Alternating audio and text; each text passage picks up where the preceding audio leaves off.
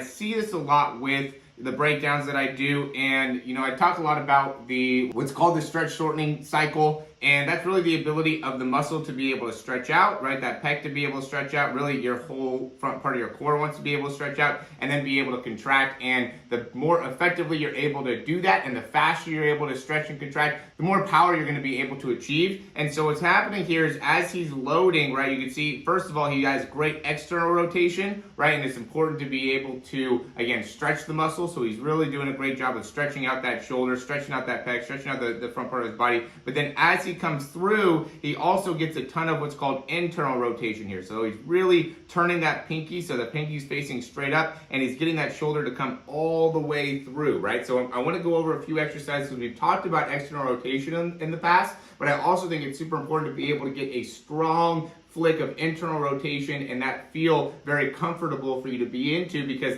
I know for me personally, when I really try to whip the ball and create a lot of internal rotation, while it does improve my throwing performance over a period of time, it can cause some degree of discomfort within the shoulder. And I want to be able to help you and being able to avoid that discomfort with some stretches and some exercises to do that. So we're going to go ahead and hop right into that right now. There's a plethora of exercises that we could do to help improve that internal rotation of the shoulder. We're going to go over a few here to start off. First thing is just to get into that internally rotated position. Really try to focus on keeping those elbows as straight as you can, keeping those pinkies upwards, and we're just lifting just from that position. Really trying to keep those thumbs down as we're lifting right up.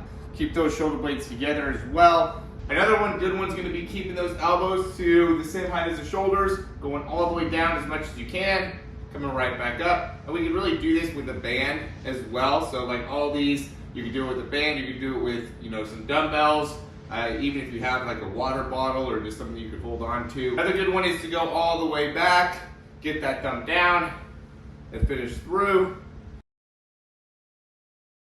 What I'm going to do is I'm just going to lift up and then reach all the way back, get my thumb facing down, and then come through, lift up, get that shoulder, the head of the shoulder to be able to turn all the way over there. Well, rolling all the way up and through.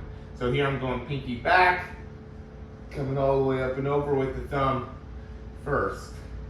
Pinky back, coming all the way up and over with the thumb. Another good one here, you can see I just got my band set up.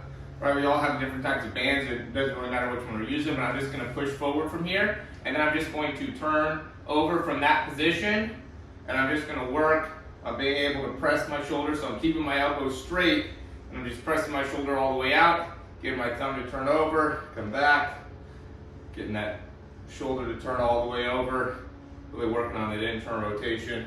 Another good one is just to take like a towel, or you can even use like a shirt or something like that, and I'm just going to take my throwing arm, and it really would be probably good to do it on both sides, but I'll take my throwing arm here, and I'm just going to pull all the way up with that towel to make it so I can get my hand a little bit higher up, keeping my shoulder blades together, spot body upright, my glutes are a little bit active, and I'm just really working on being able to get a little bit more range in that shoulder and that internal rotation. Here's another good one. So I got my kettlebell. You could really probably do this with the dumbbell as well. I have my wrist in neutral. I have my knuckles facing straight ahead. And then from here, I'm just going to roll my shoulder in really both directions. So I'm going to turn all the way one way, turn all the way the other way, and just work on my ability to really rotate through my shoulder there, keeping my traps down, and really, again, keeping my shoulder blades together.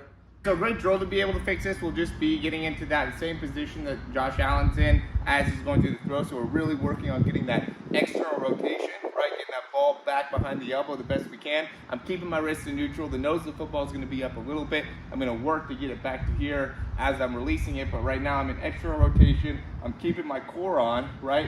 And then from here, I want to be able to work into internal rotation and finish through the throw. So I'm coming just like that. If you need to do a few of them beforehand to feel what you're doing, I would recommend it. Make sure you're extending that elbow, coming all the way down as you're finishing the throw.